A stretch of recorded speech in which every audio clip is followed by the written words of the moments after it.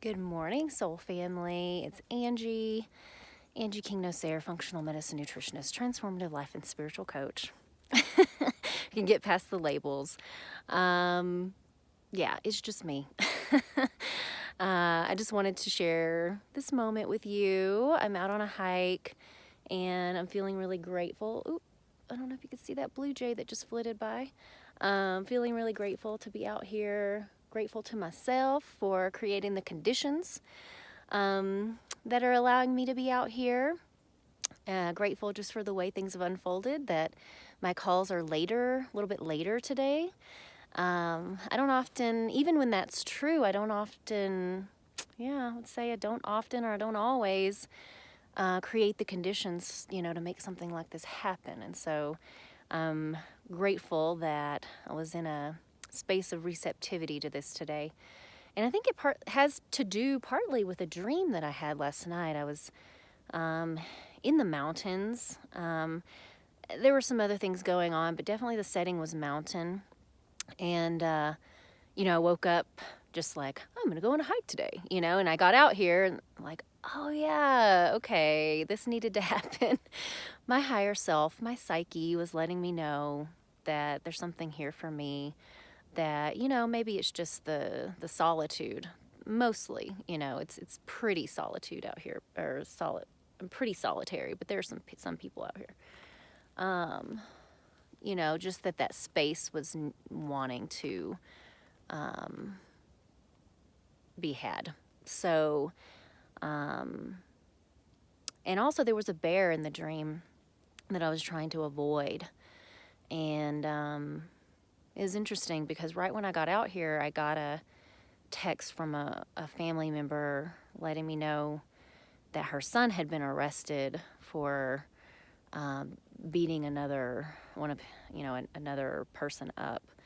And she actually showed me the video. It was caught on video. And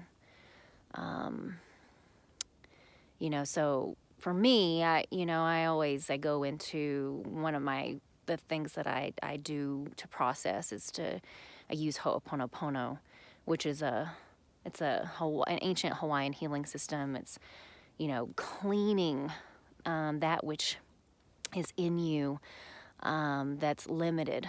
It's cleaning that and coming back to the 0 point, that void of beingness. Cleaning out those stories and limited stories and narratives, letting them go. So it's a forgiveness process. And, I was thinking about it, like, what is this bringing up for me? Because I even told her, like, that's hard to watch, his anger and also the repercussions that he'll be experiencing. And also for the other person, clearly.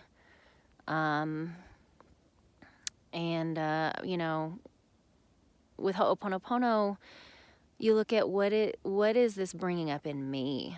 And, I was thinking about the bear. It's like, because this bear was an angry bear because we had come in contact with her cub. And so anyway, we had come in contact with her cub and then tried to get away, but she was still really angry. And so, I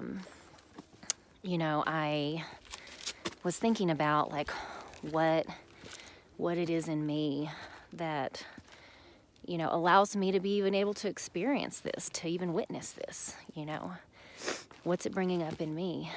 And, I know this guy's history, this young man's history. I know I've witnessed what he's been through. And of course, I was able to realize that, it's not really anger. It's coming out as anger, but underneath that is grief, sadness. And I know enough about him to know that he's got plenty of that. He's had plenty of that in his experience. The loss of a close caregiver, a grandparent recently to cancer, and his dad being pretty much absent all his life, and a lot of suffering for his mom, and hasn't been easy for him, that's for sure. And I realized, what is this bringing up in me? And it's like, oh, I know his story. I don't just know his story. I know my story, my history. And it's very similar. I've experienced a lot of things he has experienced.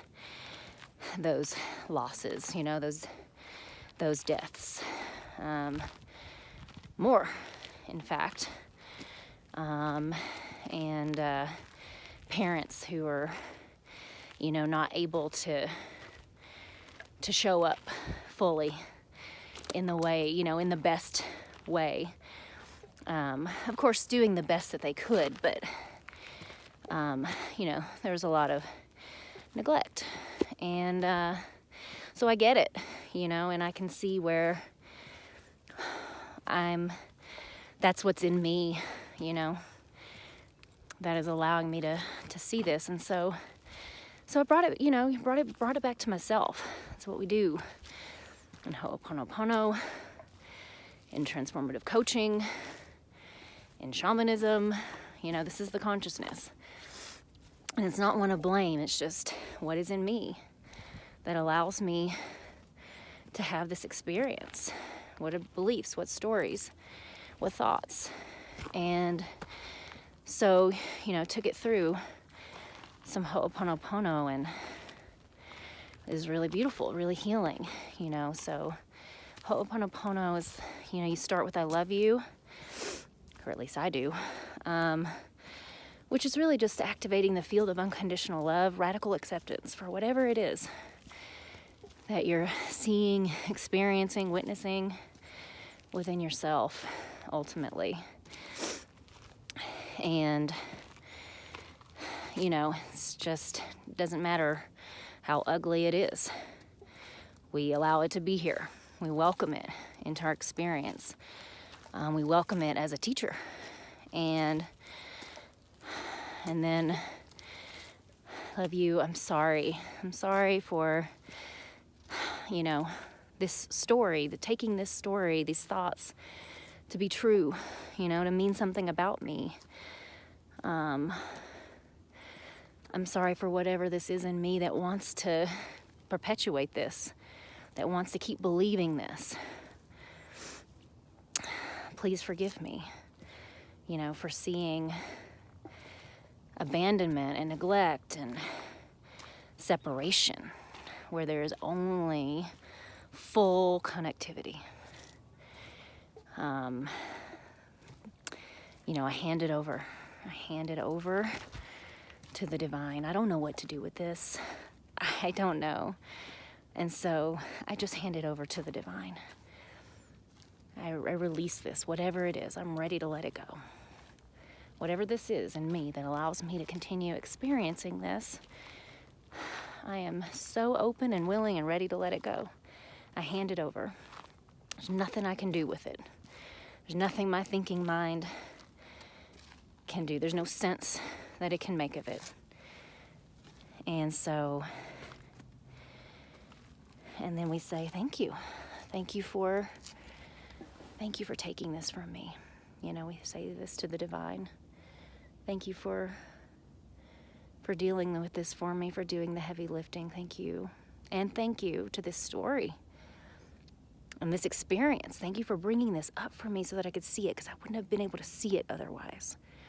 I get to let this go. I get to cut another cord, another cord of attachment to this belief in woundedness, to this belief in scarcity, the need to protect and attack and defend.